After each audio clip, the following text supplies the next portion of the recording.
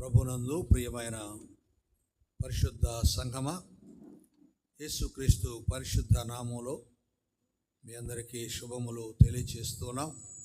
మట్టలాదివార శుభములు మీ అందరికీ తెలియచేస్తున్నాం.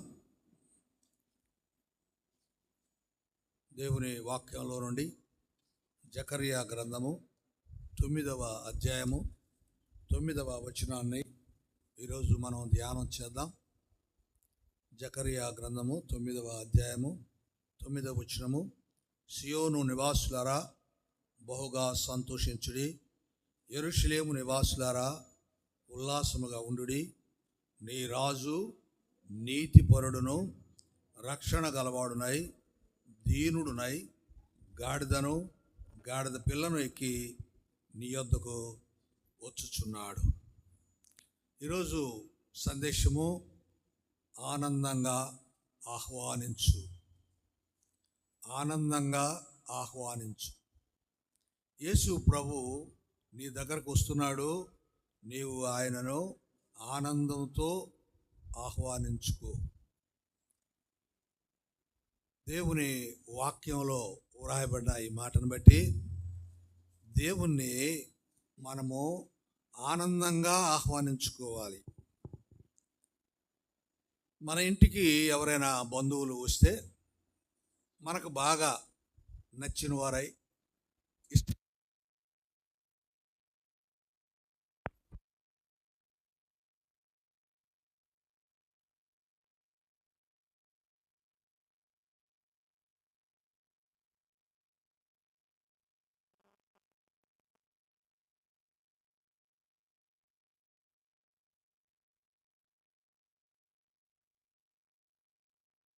ఎందుకు వచ్చారు వీళ్ళు, ఇప్పుడు ఎందుకు వచ్చారు, లేనిపోని రిస్క్లు ఉన్నాయే, వీళ్ళ కోసం కష్టపడాలి, వీళ్ళ కోసం బాధపడాలి, ఎన్ని రోజులు ఉంటారో, ఎంత వండి పెట్టాలో, ఏమి చేయాలో, ఇలా రకరకాల ఆలోచనలు ఉంటాయి.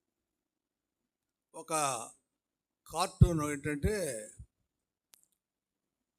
ఒక సహోదరుడు తన భార్యకి చెప్తున్నాడు, అమ్మొస్తుంది, ఏం చేస్తావు, కూర ఏం చేస్తావు అని అడిగాడట. వెంటనే ఆమె, చేసేది ఏముంది, నాకు ఓపిక లేదు, నేను చేయలేను, ఏదన్నా బయట నుండి పప్పుచారు ఏదైనా తెప్పించులే అన్నదట. వెంటనే ఆయన నుండి, మా అమ్మ కాదు మీ అమ్మ అన్నాడు. వెంటనే మా అమ్మ అయితే mutton KG, mutton kilo kilo mutton, kilo fish అని చెప్పిందండి. అంటే వాళ్ళ అమ్మ వస్తేనేమో ఆనందం, వాళ్ళ అత్త వస్తేనేమో ఆవేశం, ఆయాసం కదా.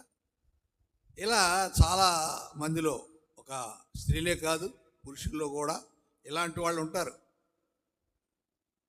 కొంతమంది, ఇప్పుడు ఉదాహరణకి అల్లుడు అనుకోండి, మా అమ్మ మీద అత్త మీద కోపం ఉంటుంది, భార్యకేమో తల్లిదండ్రుల మీద ఇష్టమే, కానీ అల్లుడు కోపం ఉంటుంది. ఏం చేస్తాడు అల్లుడు?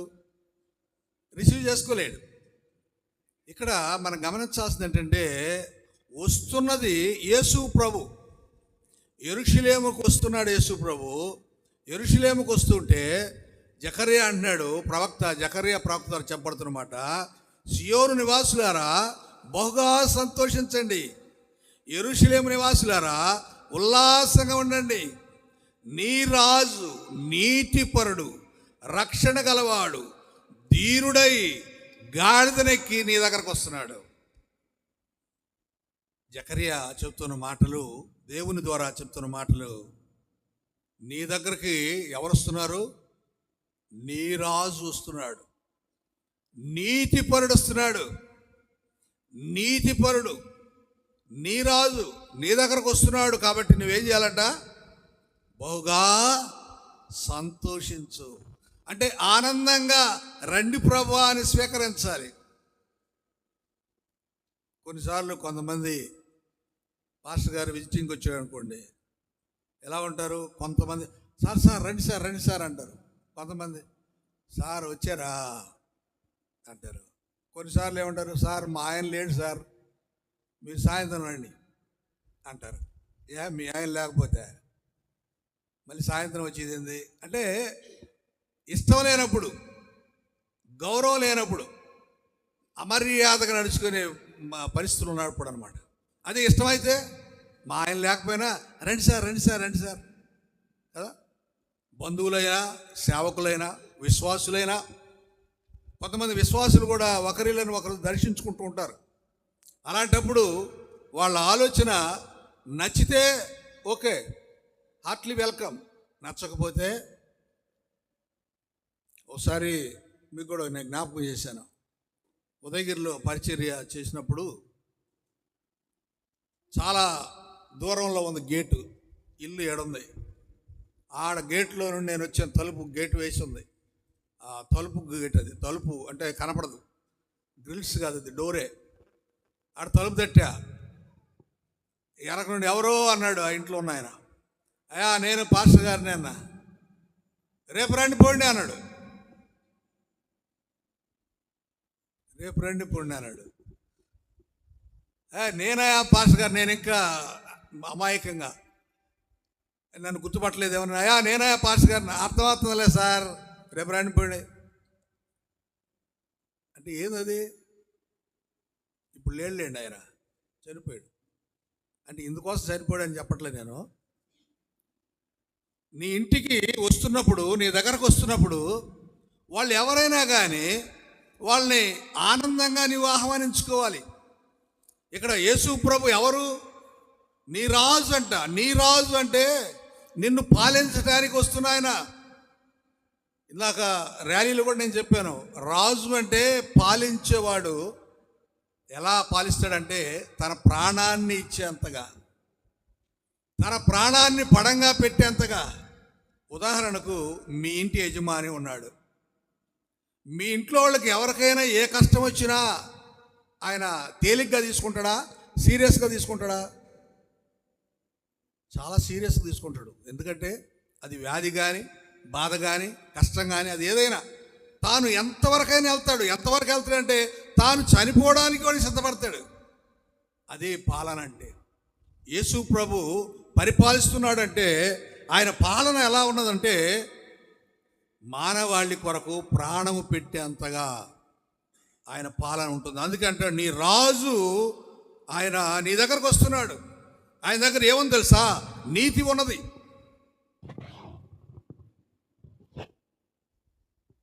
ఆయన దగ్గర నీతి ఉన్నది. ఇంకా ఏముందట? రక్షణ గలవాడు. నీతి ఉంది, రక్షణ ఉంది. అవునులేండి, మనకి ఎవడైనా ఏదైనా ఇచ్చేవాడు ఉంటే బ్రహ్మాండంగా స్వీకరిస్తాం. మనం ఇవ్వాల్సి వస్తే అప్పులోడు వస్తాడు మన దగ్గరికి. ఏం చెప్తాం మనం? ఇవ్వగలిగే పరిస్థితి ఉంటే ఇచ్చి పంపిస్తాం. ఇవ్వలేని పరిస్థితి అయితే ఒరే లేడని చెప్పరా, నేను లేడని చెప్పు అని చెప్పి పంపిస్తూ ఉంటాం. అదే ఇస్తారట అంటే రా రా రా రా. రక్షణ గలవాడు ఆయన. రక్షణ ఇచ్చేవాడు, నీతినిచ్చేవాడు. రక్షణ నీతి గలవాడు కనుక నీ దగ్గరకు వస్తున్నప్పుడు నువ్వు ఎలా రిసీవ్ చేసుకోవాలి? ఆనందంగా రిసీవ్ చేసుకోవాలి కదండి. ఆనందంగా ప్రభువు రిసీవ్. అదే ఈరోజు సందేశము. ఈ మట్టల ఆదివారాన మట్టలు అనేవి ఉన్నాయి. ఈ మట్టలు దేనికి సాదృశ్యము? మట్టలు వేడుకకు, సెలబ్రేషన్కి సాదృశ్యం, జయమునకు సాదృశ్యం, విక్టరీ అన్నమాట. సెలబ్రేషన్. ఈరోజు సెలబ్రేషనా? ఈరోజు వేడుకనా? దుఃఖమా? సంతోషమా? బాధ? ఏమండి? ఈరోజు ఆనందమా? దుఃఖమా? ఆనందమా? ఏం ముఖాలన్నీ అట్టున్నాయి? అయితే ముఖాలన్నీ మార్చేసుకున్నారేందే? మీ నాయన సొమ్మంత పోయినట్టు సీరియస్గా ఉన్నారా? స్మైలీగా ఉండొచ్చు కదా, నవ్వుతూ ఉండొచ్చు కదా. వేడుకంటే ఎట్లుంటుంది? క్రిస్మస్ రోజు కూడా, వేడుక రోజు కూడా సీరియస్గా ఉంటాం. తర్వాత మాట్లాడుకునేవాడు మాత్రం చాలా జోయల్గా, హ్యాపీగా మాట్లాడుకుంటాం. మనలో ఆనందం ఉండాలి. ఎందుకంటే ఆయన నీతిపరుడు, ఆయన రాజు, ఆయన రక్షణ గలవాడు. ఆయన రాజు అయినప్పుడు, నీతి ఉన్నప్పుడు, రక్షించే ఆ శక్తి సామర్థ్యాలు ఉన్నప్పుడు ఆయన మనం రిసీవ్ చేసుకున్నప్పుడు హ్యాపీగా రండి ప్రభువా, మా పెమ్మారెడ్డిపాలెం వస్తున్నావు, రండి ప్రభువా, మా పట్టణానికి వస్తున్నాం, రండి ప్రభువా. అలా మనం ఆహ్వానించుకోవాలి. ఎందుకంటే మట్టలు అనేవి వేడుకను సూచిస్తున్నాయి, జయమును సూచిస్తున్నాయి. జయము అంటే విక్టరీ. ఏమిటి విక్టరీ? యేసు ప్రభు శిలువలో మరణించి లేస్తాడు. హల్లెలూయా. ఏమిటి విక్టరీ? యేసు ప్రభు మానవాళి కొరకు మానవ పాపాన్ని తీసివేసి మరణాన్ని జయిస్తున్నాడు. అది విక్టరీ అంటే. అంటే పాపాన్ని తొలగించి పరిశుద్ధతలోనికి మనం తీసుకొని వస్తున్నాడు. అది విక్టరీ అంటే. జయం అంటే ఏదో క్రైస్తవులుగా ఉండడం కాదు, పాపాన్ని పోగొట్టుకొని పరిశుద్ధతలోకి రావడమే అది జయము అంటే. మరణము చచ్చిపోయి జీవం రావడమే జయం అంటే.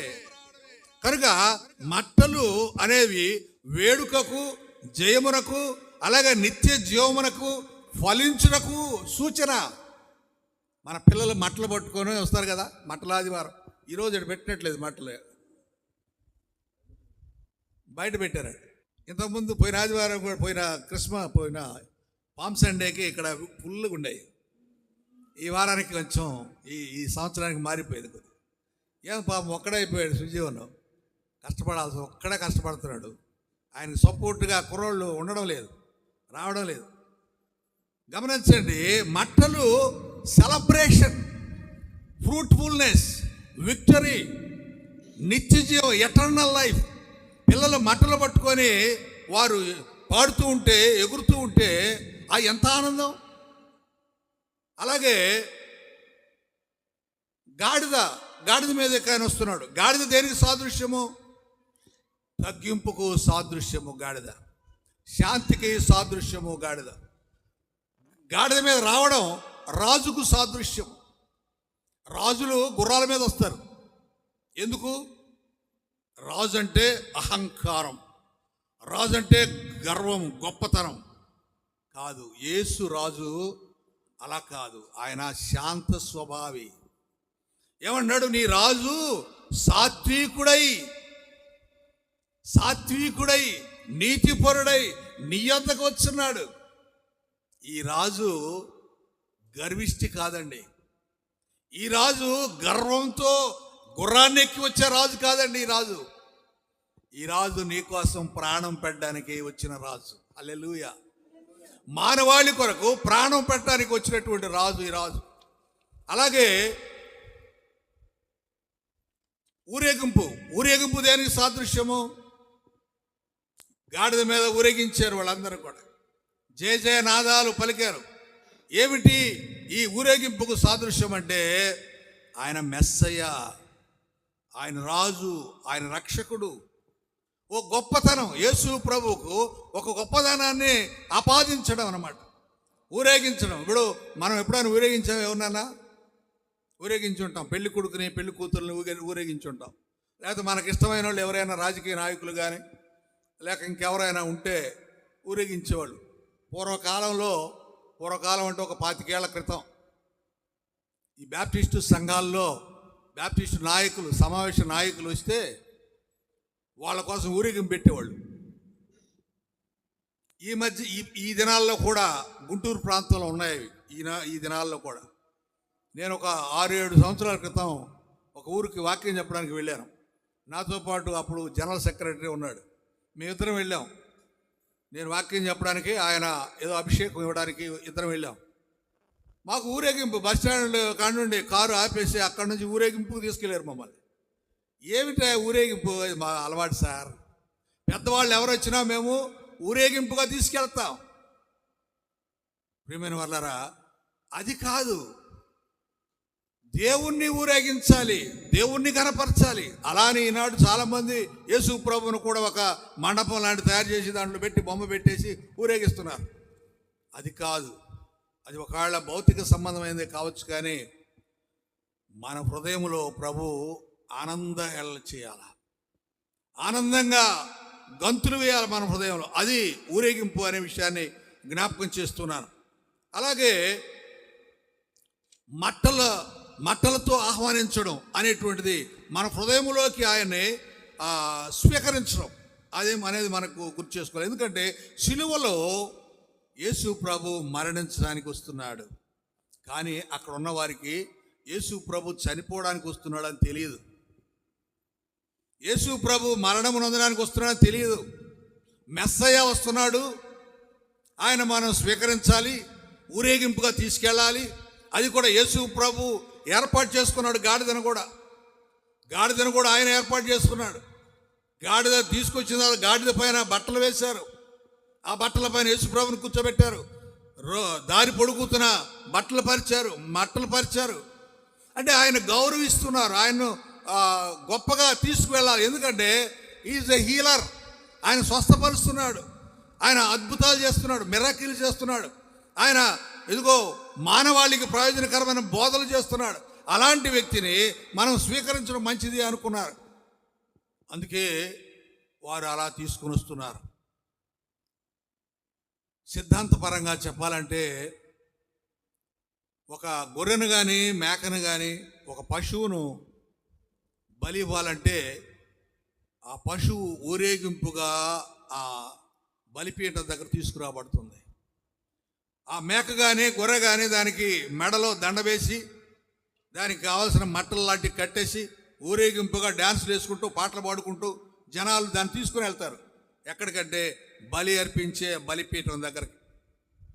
అక్కడికి తీసుకెళ్ళిన తర్వాత దాన్ని మెడ నరికేస్తారు, అంటే బలిస్తారు. అప్పుడు ఆ మేకకు కానీ ఆ గొర్రెకు కానీ తెలియదు, వీరు నన్ను బలికి తీసుకెళ్తున్నారో తెలియదు.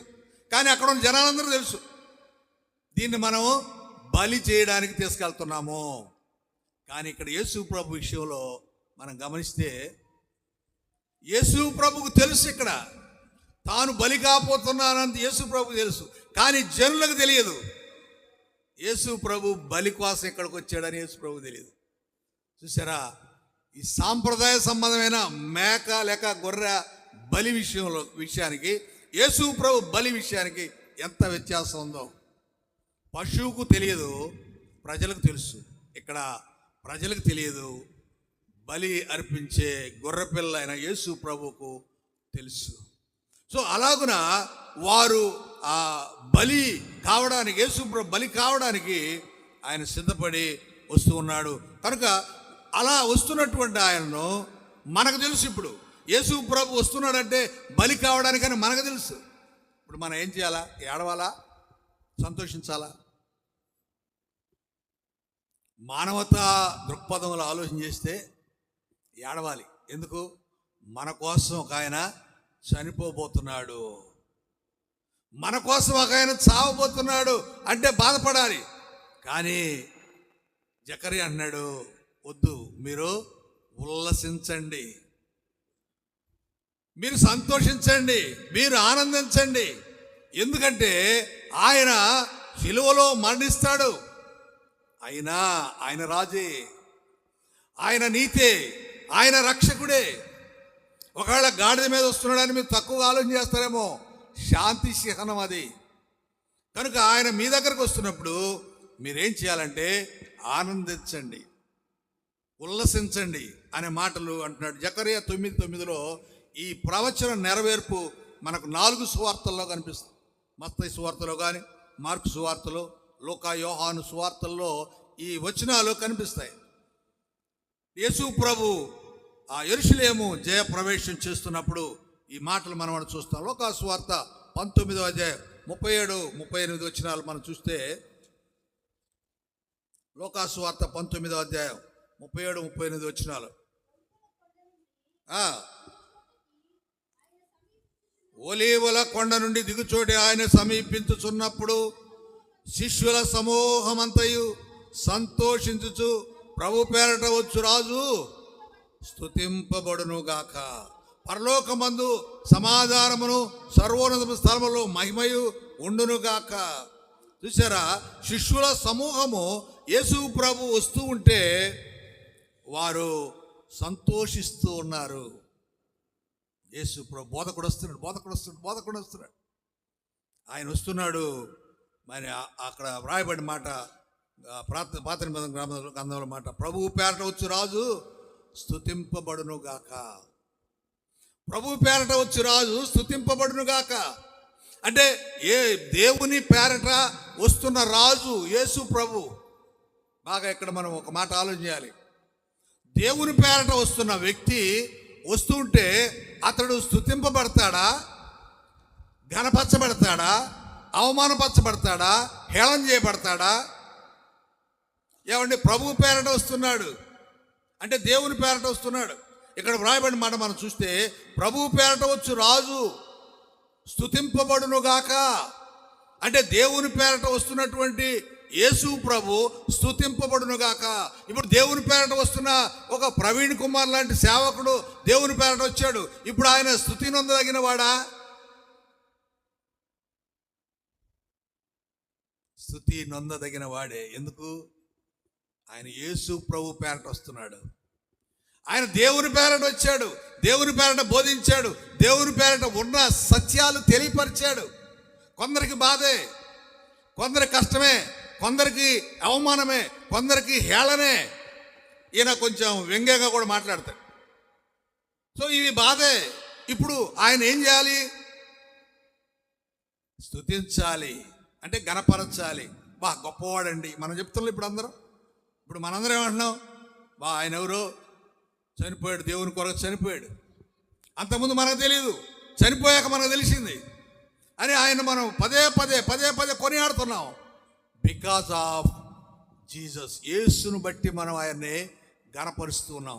ఇది ప్రభు పేరట ఎవరు వచ్చినా, అది ప్రభు వచ్చినా, యేసు వచ్చినా, రక్షకుడు వచ్చినా, సేవకుడు వచ్చినా, క్రైస్తవుడు వచ్చినా, విశ్వాసం వచ్చినా, ఎవరు వచ్చినా కూడా వాళ్ళు గణపరచబడాలి. కానీ ఈనాడు ఏమవుతుంది?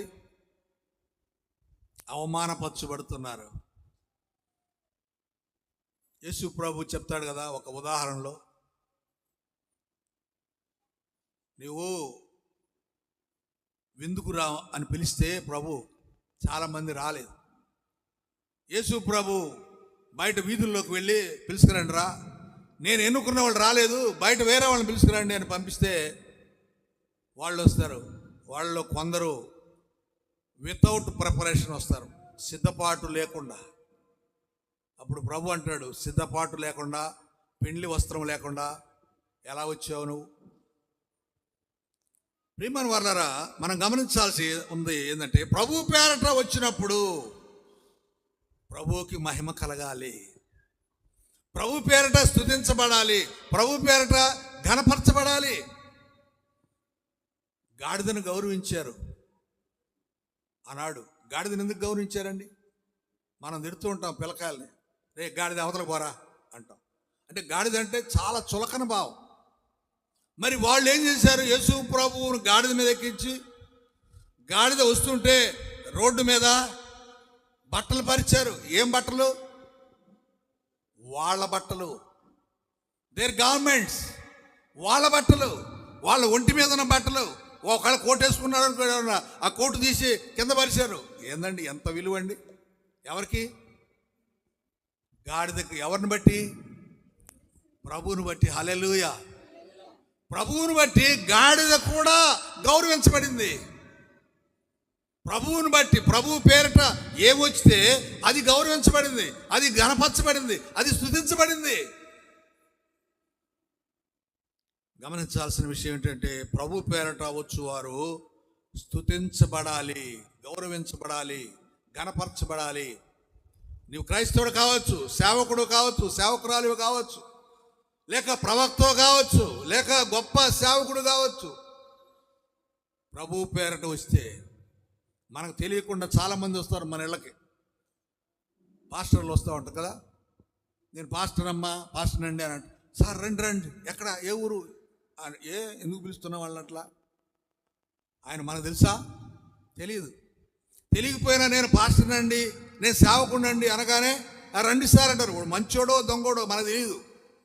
అయినా కూడా మనం లోపల పిలుస్తాం, కూర్చోబెడతాం, మర్యాద చేస్తాం, కానుకిస్తాం, ప్రార్థన చేసుకుని పంపిస్తాం. ఎందుని బట్టి? ప్రభువుని బట్టి. హల్లెలూయా. దేవుణ్ణి బట్టి, యేసు ప్రభువుని బట్టి. అదే ఇక్కడ అంటాడు, ఆయన పేరట వచ్చువాడు ఘనపరచబడాలి, స్తుతించబడాలి అనే విషయాన్ని ఆడ మనం జ్ఞాపకం చేసుకోవాలి. మత్తయి సువార్త 21వ అధ్యాయం 5వ వచనం. మత్తయి 21:5. ఇదిగో నీ రాజు సాత్వికుడై గాడిదను భారవాహక పశువు పిల్లనైనా చిన్న గాడిదను ఎక్కి నీ యొద్దకు వచ్చున్నాడు అని సియోను కుమార్తె చెప్పుడి. సియోను కుమారి అంటే ఎవరండి? యెరూషలేము పట్టణములోని ప్రజలు. సియోను కుమారి అంటే యెరూషలేము పట్టణంలోని సభ్యులు, ప్రజలు. వారికి చెప్పమంటున్నాడు. ఏమని చెప్పమంటున్నాడు? నీ రాజు సాత్వికుడై గాడిదనెక్కి నీ యొద్దకు వస్తున్నాడు. ఎందుకు వస్తున్నాడు నీ దగ్గరికి? నీ కోసం చనిపోవడానికి. హల్లెలూయా. నీ కోసం చనిపోవడానికి వస్తూ ఉంటే నువ్వు ఎక్కడికి వెళ్తున్నావు? నాకు పని ఉందండి, నాకు అర్జెంట్ ఉందండి, నాకు బిజీ ఉందండి. బిజీ ఉందంట. బిజీగా ఉన్నావా?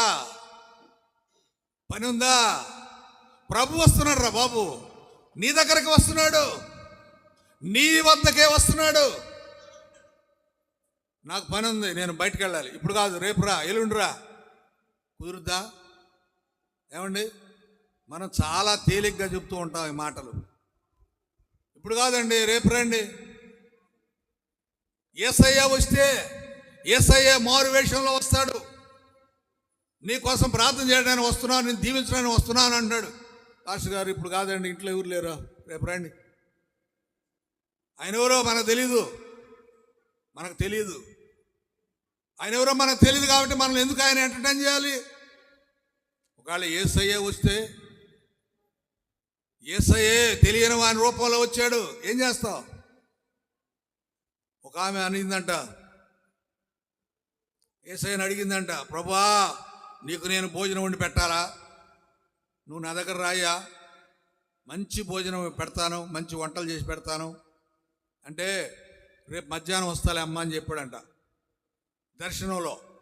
ఇంకా రేపు మధ్యాహ్నం ప్రభు వస్తాడని ఈమె మంచి మంచి భోజనాలు తయారు చేసి రెడీగా ఉందంట. వాకిట్లో వచ్చి నిలబడిందంట, ఇటు చూస్తుందంట, ఈ రోడ్డు వైపు. ఎంతసేపటికి రావడం లేదు ప్రభు. టైం అయిపోయింది, మధ్యాహ్నం టైం అయింది, 1 గంట అయింది. ఆయన ముసలాయన వచ్చాడంట, అమ్మా ఆకలిగా ఉందమ్మా, భోజనం పెట్టమ్మా, ఏదైనా పెట్టమ్మా, సద్యాన్నం ఉంటే పెట్టమ్మా అని అడిగిందంట. మామూలుగా అడుగుతుంటారు కదా. అలా అడిగితే ఆమె అనుకుంది ఈయనెవరో బెగ్గరు అని. ఆమె యేసుప్రభు కొరకుగా ఎదురు చూస్తుంది. ఓ మంచి అంగి వేసుకొని మంచి బిల్డప్లో వస్తాడని కదా ఆమె చూస్తుంది. ఏడోడు ముసలోడు లాగా ఉన్నాడు, పనికి మాలినోడు లాగా ఉన్నాడు, చినిగిపోయిన బట్టలు వేసుకున్నాడు, ఏడో లోపల కడుపు ఏడో ఉంది, శరీరం చిక్కిపోయింది. పో అతలకే, నేను ఇంకోరి కోసం ఎదురు చూస్తాను, నువ్వు పోతలే పో. వెళ్ళిపోయాడు. అమ్మా అంట వెళ్ళిపోయాడు. మళ్ళీ ఇంకొక ఆమె వచ్చింది, ఆమెనంట పంపించాడు. 3 4 అయిపోయింది, 2 గంటలు అయిపోయింది, రాలేదు. ప్రభు కోసం చూసింది, 3 అయింది, 4 అయింది, సొమ్మసిల్లింది, పోయి పడుకుంది. పడుకునే ముందు ప్రార్థన చేసుకుంది, ప్రభువా వస్తానని మాట తప్పావు, నువ్వు నిజమేనా? నువ్వు సత్యం కదా, నువ్వు మాట తప్పావు కదా, నువ్వు ఎందుకు ఇలా చేశావు అని ఏడ్చి ప్రార్థన చేసింది. ఏడ్చి ప్రార్థన చేస్తే ప్రభు దర్శనంలో చెప్పాడంట, అమ్మా నేను వచ్చాను, నువ్వు నన్ను తరిమి కొట్టావు. నేను వచ్చాను, నన్ను నీవు అసహించుకున్నావు. నేను వచ్చాను, నువ్వు నన్ను నెట్టేశావు. ప్రభువా నువ్వెప్పుడు వచ్చావయ్యా? నువ్వు రాలేదయ్యా. నేను వచ్చానమ్మా. లేదయ్యా, నేను నిన్ను కాదయ్యా, ఆ ముసలివాడిని తరిమేసింది. ఆ ముసలివాడినే నేనమ్మా. ప్రియమైన వాళ్ళారా గమనించండి, ప్రభు ఏ రూపంలో నీ దగ్గరకు వస్తున్నాడు. గాడిదనెక్కి వస్తున్నాడులే, ఏదో మట్టలు పరిచి ఉన్నాయిలే, అంత నిజంగా యేసు ప్రభువేలే అనుకోవచ్చు మనం. అలా అని అలాంటి ఆడంబరం లేకుండా మామూలుగా వస్తుంటే ఎవరో వస్తున్నాడులే అనుకోకూడదు. ఏమో ప్రభువే ఆ రూపంలో వస్తున్నాడేమో.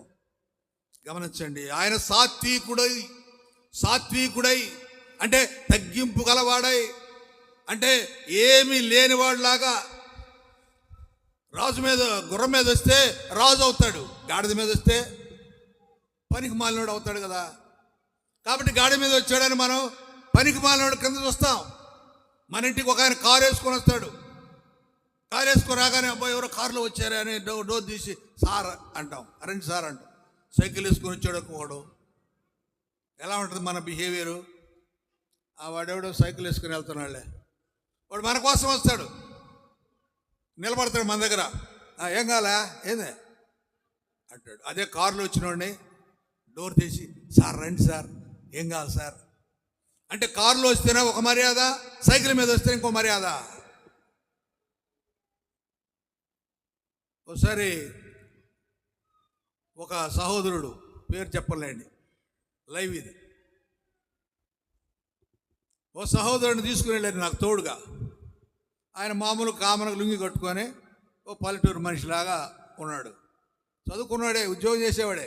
కానీ ఆ రోజు ఏదో లుంగి కట్టుకొని వచ్చాడు నాతో మాట్లాడడానికి వచ్చిన వ్యక్తి ఆయన చూసి ఏందా ఏదే ఏందే అని మాట్లాడాడు. ఎంత అవమానకరంగా, నాకైతే భలే బాధ వేసింది. ఆయన ఎంత ఓర్చుకున్నాడు. నేను అడిగే తర్వాత ఏంది నువ్వు అంటే, పనిలే సార్, తెలియదులే కదా సార్. నాకు అతని మీద చాలా కోపం వచ్చింది, చాలా కోపం వచ్చింది. చెప్పేది ఇంకా మాట్లాడదు, నువ్వు మాట్లాడదు, నోరు మూసుకున్నాడు. నువ్వు మాట్లాడదు అన్న. ఇక నా పక్కన సార్ పోనీ సార్ అన్నాడు. అని ఎందుకు, ఏమిటి ఆయన ఉద్దేశం ఏంటి? తర్వాత ఆయన భార్యకి చెప్పాను నేను, మీ భర్త అవమానకరంగా మాట్లాడుతున్నాడు, ఏ లుంగి కట్టుకుని ఉంటే అంత చీప్గా కనిపిస్తారు ఆ మనుషులు అని ఆయన భార్యతో అంటే, ఆమె ఏదో మనసులో కష్టపెట్టుకొని కోపంగా వెళ్ళిపోయింది. ఆమెను అడిగింది తర్వాత ఆయన మళ్ళా కనపడి నేను ఆ ఉద్దేశంతో కాదు, ఈ ఉద్దేశం కాదు అన్నాడు. వదిలే, నువ్వు ఏ ఉద్దేశంతోనైనా సైకిల్ మీద వచ్చాడు కానీ చిన్న చూపు, కారులో వచ్చాడని గొప్ప చూపు, అది కరెక్ట్ కాదు. లుంగి మీద వస్తే పల్లెటూరోడు పేదోడు అనా? లుంగీలు గొప్పోళ్ళు కట్టరా? మనిషిని చూడాలా, మనిషిగా చూడవు. ఉన్నవాడా లేనివాడా, పేదవాడా గొప్పవాడా కాదు, పురుషుడా స్త్రీ అని కాదు, నువ్వు వ్యక్తిని చూడు అంతే. మనిషి, మానవత, ఇవి మనం గమనించాలి. కనుక ఇక్కడ ఏమన్నాడు, నీ రాజు సాత్వికుడు, తగ్గింపుతో చిన్నవాడుగా వచ్చాడు నీ దగ్గరికి. నువ్వు తక్కువగా చూస్తావేమో. ఆయన నీ రాజు, ఆయన నీతిపరుడు అనే విషయాన్ని, రక్షకుడు అనే విషయాన్ని గుర్తు చేస్తూ ఉన్నాను. కీర్తన 85వ కీర్తన 9వ వచనంలో ఒక మాట చూద్దాం.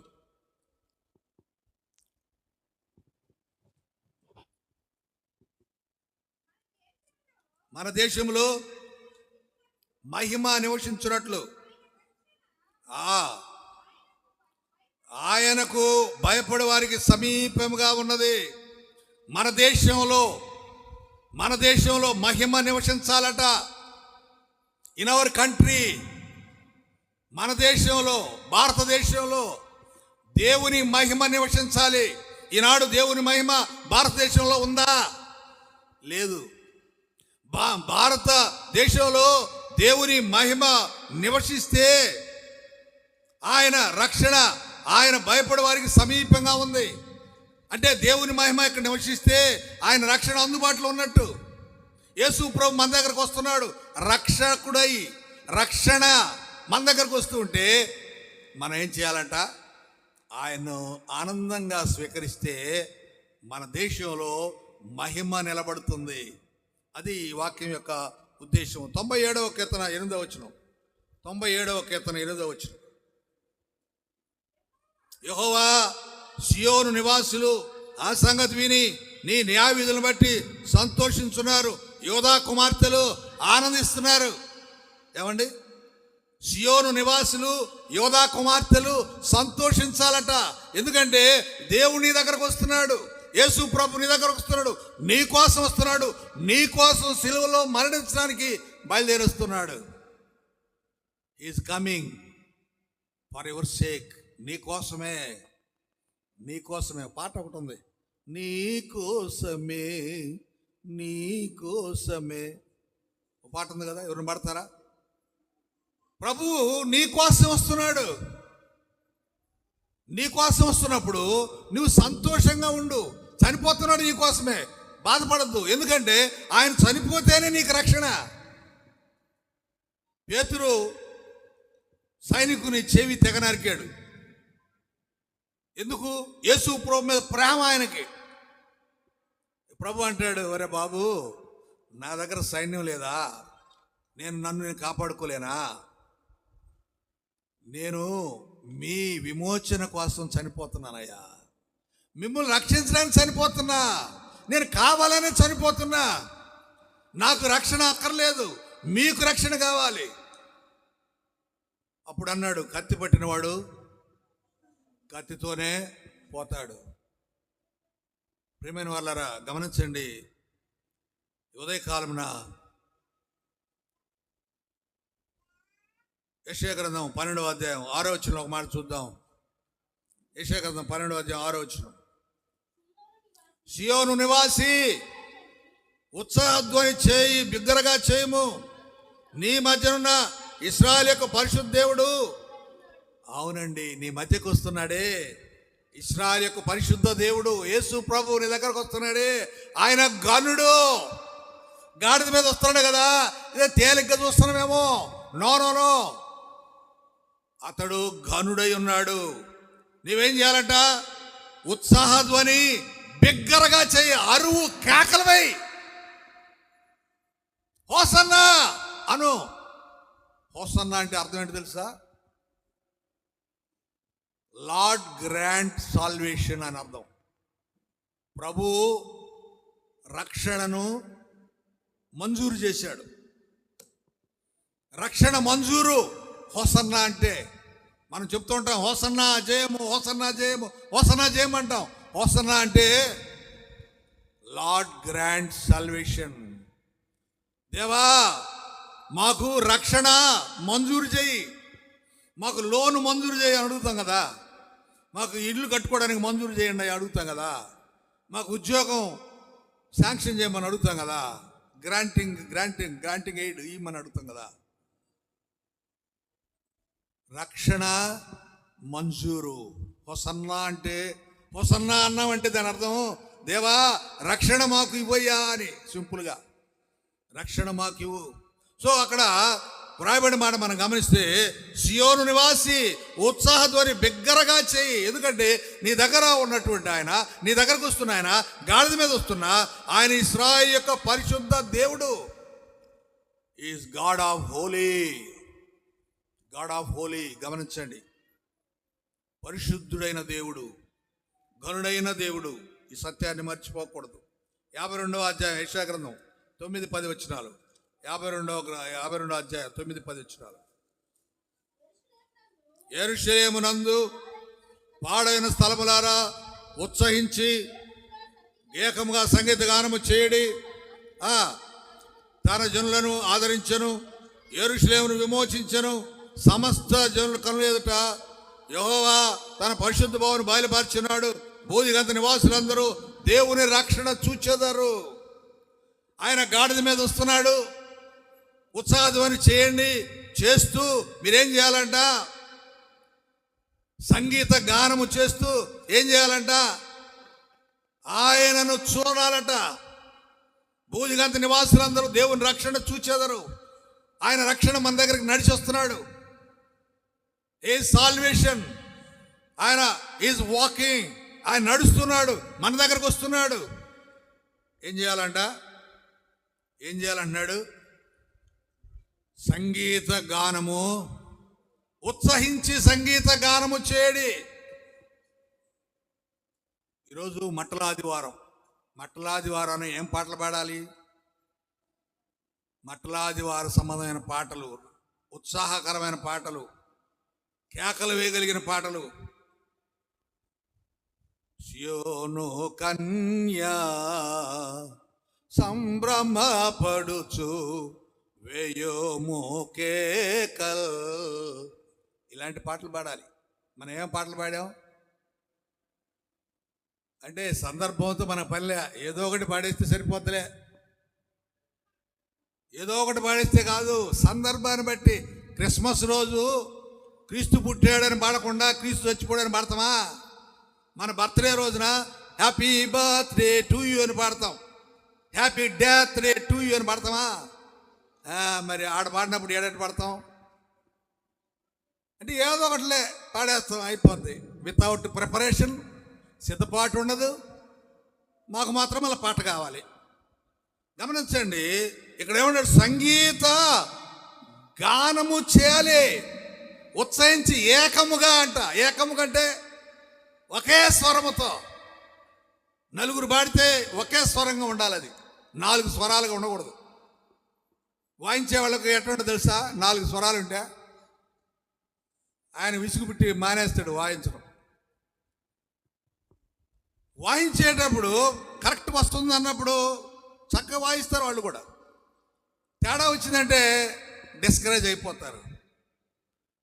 ఎందుకంటే ఈయన యెరూషలేము నివాసులారా, మీరు గమనించాల్సింది సంగీత గానము చేయండి. ఎందుకంటే ఆయన మిమ్మల్ని విడిపించడానికే గాడిద మీద వస్తున్నాడు. మీకు రక్షణ ఇవ్వడానికే ఆయన వస్తున్నాడు. ఇది అక్కడ గమనించాల్సిన విషయము. యోహాను సువార్త 12వ అధ్యాయం 13-14 వచనాలు చూద్దాం. యోహాను సువార్త 12. సియోను కుమారి, ఇదిగో నీ రాజు గాడిద పిల్ల మీద ఆశ్చర్యుడే వస్తున్నాడు, భయపడకు, డోంట్ ఫియర్. దేవుని క్రైస్తవ బిడ్డలారా, దేవుని చేత ప్రేమించబడుతున్న వారులారా, ఈ మాట గమనించండి. ఏమంటున్నాడు? ప్రభు పేరట వచ్చి ఇశ్రాయేలు రాజు స్తుతింపండు గాక అని కేకలు వేసిరి. సియోను కుమారి భయపడకుము, ఇదిగో నీ రాజు గాడిద పిల్ల మీద వస్తున్నాడు. యేసురాజు వస్తున్నాడు. పాట పాడతాం కదా, యేసురాజు రాజు రాజై.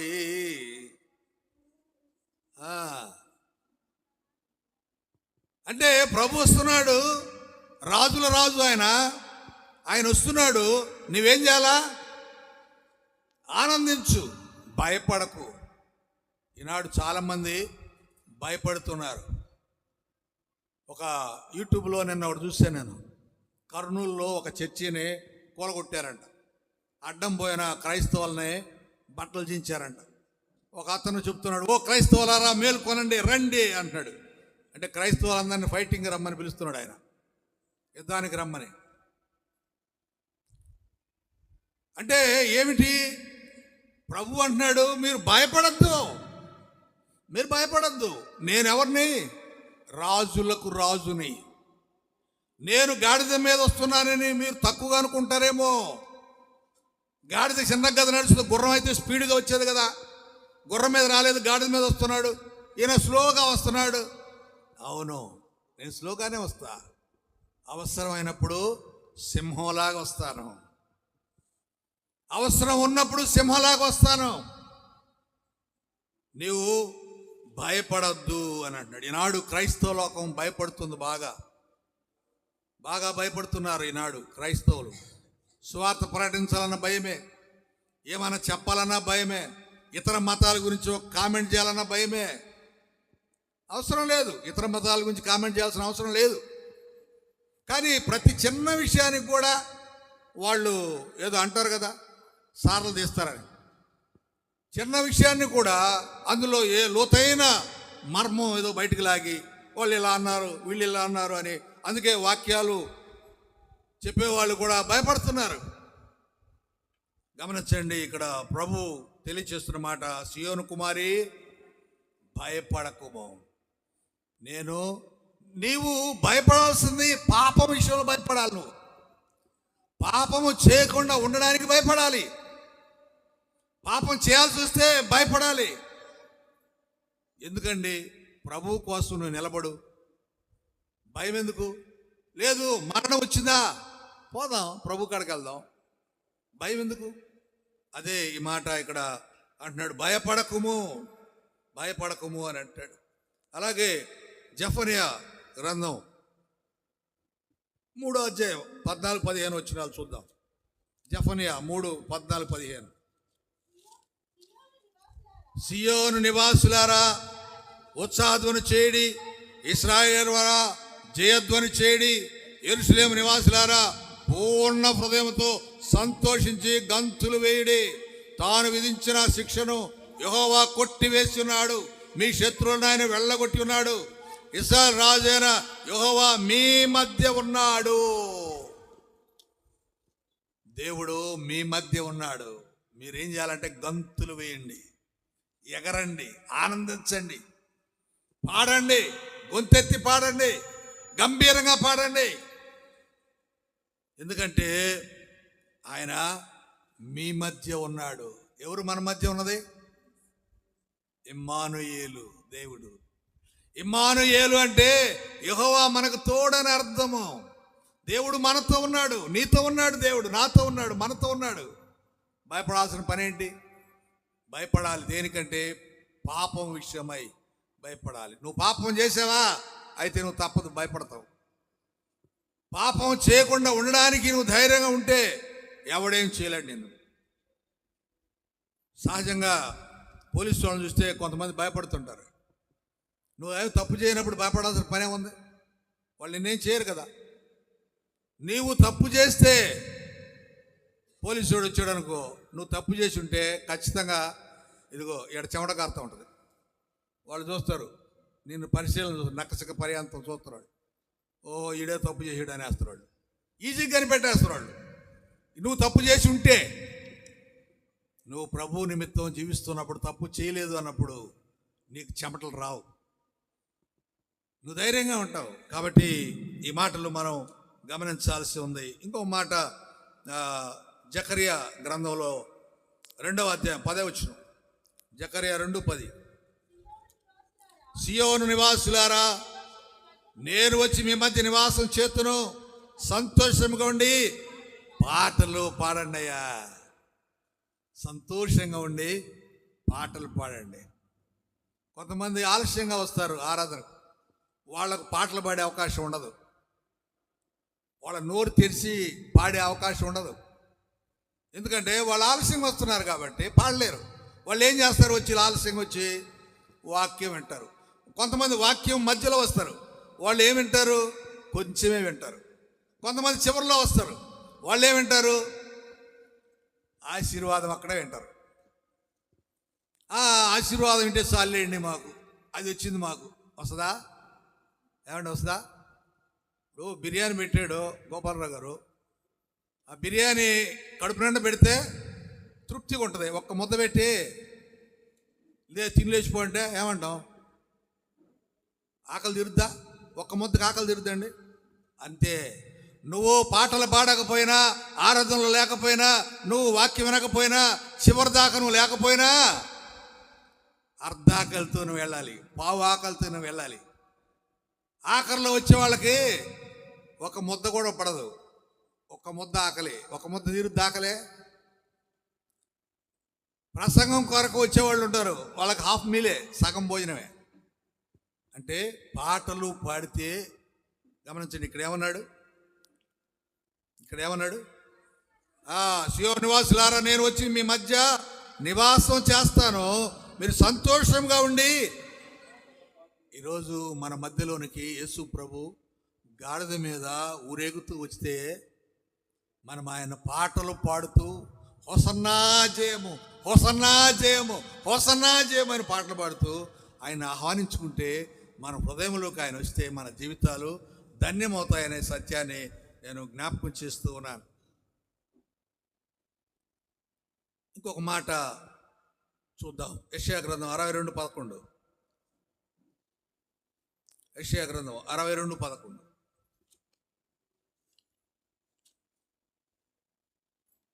62వ అధ్యాయం 11 వచనం. ఆలకించుడి, బోధి గంతముల వరకు యెహోవా సమాచారం ప్రకటింపజేసి ఉన్నాడు. ఇదిగో రక్షణ నీ యొద్దకు వచ్చుచున్నది. ఇదిగో ఆయనిచ్చు బహుమానం ఆయన యొద్దనే ఉన్నది, ఆయనిచ్చు జీతము ఆయన తీసుకొని వచ్చుచున్నాడని సియోను కుమార్తెకు తెలియజేయడి. ఏమండి? సియోను కుమార్తెకి చెప్పమంటున్నాడు యెషయా ప్రవక్త. ఏమని చెప్పమంటాడు దేవుని ద్వారా? భూదిగంతముల వరకు యెహోవా సమాచారం ప్రకటింపజేసి ఉన్నాడు, రక్షణ నీ వద్దకు వచ్చింది, ఆయన ఇచ్చే బహుమానం ఆయన వద్ద ఉంది, ఆయన నీకు ఇచ్చే జీతం ఆయన తీసుకొని వస్తున్నాడు. ఏమండి? ఈ మాట వినాలా? దేవుడట నీకు జీతం ఇస్తాడట. జీతం ఆయన చేతిలో ఉందంట, జీతం ఆయన దగ్గర ఉందంట. జీతం నీకు ఇవ్వడానికి జీతం తీసుకొని వస్తున్నాడు. పెద్దోళ్ళకి పెన్షన్ ఇవ్వడానికి ఒకటో తేదీ మన దగ్గరకు వస్తే ఎట్లుంటుంది? జీతం తీసుకునే వాళ్ళకి ఎట్లుంటుందండి? తీసుకున్న వాళ్ళు చెప్పండి. ఒకరోజు ఆలస్యం అయితే కోపం, బాధ, తిట్లు మొదలైపోతాయి. రాలేదు ఇంకా, రాలేదు ఇంకా గవర్నమెంట్ మీద, మరి ముఖ్యమంత్రి మీద, ఇంకా వాళ్ళ మీద, వీళ్ళ మీద, లేక రోజు తెచ్చిచ్చే వాళ్ళ మీద. అదే ఇన్ టైం పోయే కరెక్ట్గా ఎక్కువ జనం లేచి తలుపు తట్టి ఇచ్చామనుకో, ఎంత ఆనందమో కదా. దేవుడట మనకు జీతం ఇవ్వడానికి జీతాన్ని తన చేతిలో పెట్టుకుని వస్తున్నాడట. ఆ జీతం తీసుకుని వస్తున్నాడట. నీ యొద్దకే వస్తున్నాడు ఆయన. నీకు ఇచ్చే బహుమానం, జీతము ఆయన తీసుకొని వస్తున్నాడు. ఈ మాట సియోను కుమార్తెలకి చెప్పండి. ఈరోజు యేసు ప్రభు మన మధ్యకు గాడిద మీద వస్తున్నాడు అంటే మనకు జీతం ఇవ్వడు. ఏమిటి ఆ జీతం? ఏమిటి ఆ జీతం? ఆయన ఇచ్చే జీతం ఏంటి? పెన్షనా? రక్షణ. హల్లెలూయా. ఆయన మనకు ఇవ్వడానికి తీసుకొస్తున్నది రక్షణ అనే జీతం, రక్షణ అనే బహుమానం, రక్షణ అనే ధనం, రక్షణ అనే ఆత్మీయ బలం, రక్షణ అనే ధైర్యం ఆయన మన దగ్గర తీసుకుని వస్తున్నాడు. నేను వాక్యాన్ని ముగిస్తున్నాను. చివరిగా ఒక్క మాట చదువుకొని ముగించుకుందాం. లూకాసు వార్త 19వ అధ్యాయంలో ప్రభు అడుగుతున్నాడు, ప్రభువునకు కావలసిన గాడిద. మీరు పలాని స్థలానికి వెళ్ళి గాడిద ఉంటుంది, దాన్ని నిప్పుకొని రండి అంటాడు యేసు ప్రభు. ఎవరన్నా ఏమైనా అడిగితే ప్రభువుకు కావలసి ఉన్నదని చెప్పండి, ప్రభువుకు కావలసి ఉందని చెప్పండి. అలాగే పోయారు. వాళ్ళు విప్పుతుంటే పక్కన అడిగారు, ఏంటయా గాడిద నిప్పుతున్నారంటే, ఇది ప్రభువుకు కావాలి. ప్రియమైన వాళ్ళరా, గాడిద మనమైతే ప్రభు మనల్నే కోరుతున్నాడు. I want this one, I want this one. ఇది నాకు కావాలి, ఈ గాడిద నాకు కావాలి. గాడిద మనిషి. నిర్గమకాండంలో ఒక మాట ఉంటుంది, గాడిదకు బదులు గొర్రెపిల్ల బలి కావాలి అని రాసింది. గాడిదకు బదులు, గాడిద తప్పు చేస్తే దాని మెడ విరిచేయాలట, గాడిద మెడ. కానీ గాడిద మెడ విరవకుండా గొర్రెపిల్ల మెడ విరిస్తే ఈ గాడిద సేవ్ అవుతుందట. అంటే గాడిదైన మానవుడిని రక్షించడానికి యేసు ప్రభు అనే గొర్రెపిల్ల బలి అయినది. అలా అవడానికే ఈరోజు యెరూషలేము ప్రవేశము, యేసుక్రీస్తు యెరూషలేము ప్రవేశము జరిగింది. కనుక నాకు ఫలానా గాడిద కావాలి, ఫలానా గాడిద కావాలి. ఎందుకు అంటే ఆ గాడిదకు నేను జీతం ఇవ్వాలి. ఏమిటి ఆ జీతం అంటే ఆయన ఇచ్చే రక్షణ. నా ప్రాణము ఇస్తూ, నా ప్రాణాన్ని ఇచ్చి అతను రక్షిస్తున్నాను. అది నేను ఆయనకి ఇచ్చే జీతం. అంటే నా ప్రాణాన్ని పణంగా పెట్టి, అంటే నా ప్రాణమే ఆయన జీతం అనుకోండి. నా ప్రాణమే నీకు ఇచ్చే జీతము. ప్రియా దేవుని సంఘమా, ఆలోచించేయండి. యేసయ్య తన ప్రాణాన్ని మనకు జీతంగా ఇవ్వడానికి వస్తూ ఉంటే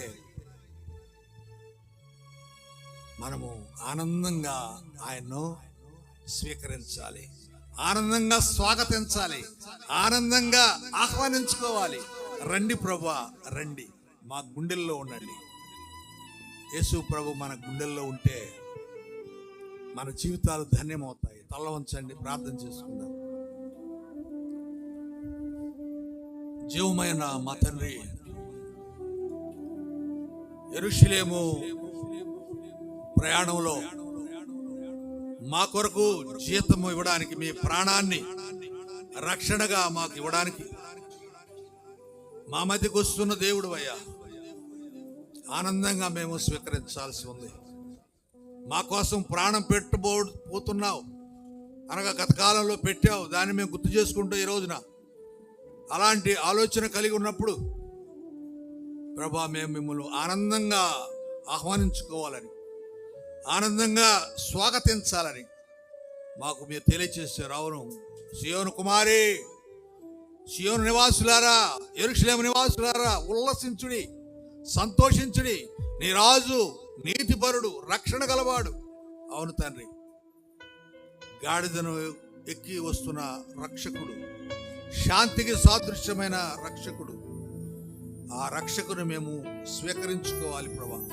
అలాగున మమ్మల్ని ఆశీర్వదించమని మా హృదయాలలోనికి వచ్చి దేవా, మా హృదయంలో నీవు నివాసం కల్పించుకోమని కోరుతున్నాను తండ్రి.